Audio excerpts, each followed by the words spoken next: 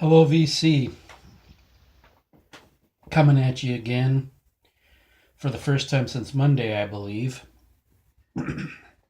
Making this video for a couple of reasons. First, to give a little shout out to Scott Waters and ask you, Scott, if you see this, if you've gotten my email I sent you with my address like you requested. I'm assuming you asked me for the address to send me some VCLT. I thank you for that in advance. Look forward to making a video opening your package when it arrives. Thanks again, Scott. The other reason is I want to get people's thoughts, if you care to give me your thoughts, on when bands change vocalists. And there have been times where that has succeeded, and there have been times where it's been an unmitigated disaster. A couple ones that I can think of right off the top of my head is the Christian band Petra. They had, when I first started listening to them, they had the singer Greg X Voles was their singer.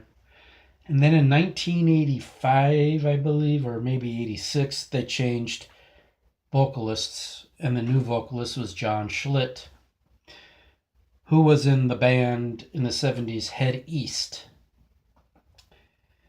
And John Schlitt went on to have a run of more albums and more success with Petra than I believe Greg Voles did. I know that John Schlitt made more albums and Greg Voles did with Petra. And I saw both of them in concert. Both of them were very good. I preferred most of the albums I heard with John Schlitt over the albums I heard with Greg Voles. John brought more of an edge to Petra than Greg did, I think. Another band that comes to mind, and a lot of people probably would identify with this one, is Van Halen. They had a total of 3 singers, I believe, in their career, and I happened to see Van Halen with all 3: David Lee Roth, Sammy Hagar, and Gary Cherone. I'm going to say a very unpopular thing in music circles, and I'm sure it might be unpopular in the VC, but I prefer Sammy Hagar's work with Van Halen over a lot of David Lee Roth, partly because David Lee Roth, comes across as a big jerk, and that kind of turned me off from him. Another band that comes to mind, one that I don't see mentioned in the VC, is the band Hinder. Started off with Austin Winkler, who I believe made 4 albums with them. Hinder is what I would classify a sleaze rock band with, now they have a heavy, in their last album they had a heavy southern rock vibe in that album. But Hinder changed from Austin Winkler to Marshall Dutton.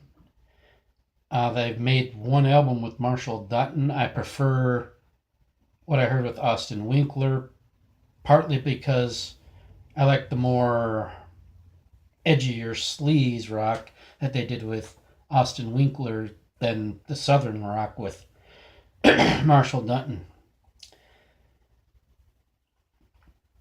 And of course, there's Judas Priest, who has changed from Rob Halford to Tim Ripper Owens, back to Rod Halford. Goodness. Excuse me while I take a drink. I've not heard any of the Tim Ripper Owens stuff, so I can't really comment on the differences there.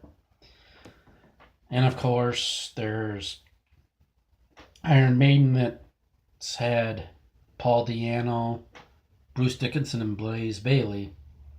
Again, Bruce Dickinson has left Iron Maiden and came back.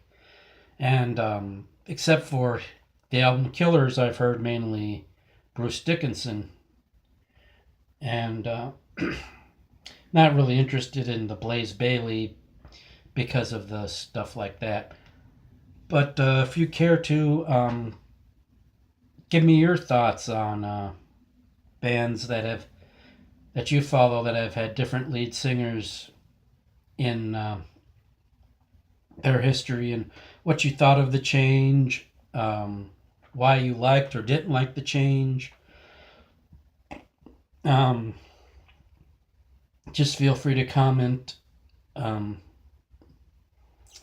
Until probably I get that VCLT. Talk to you then.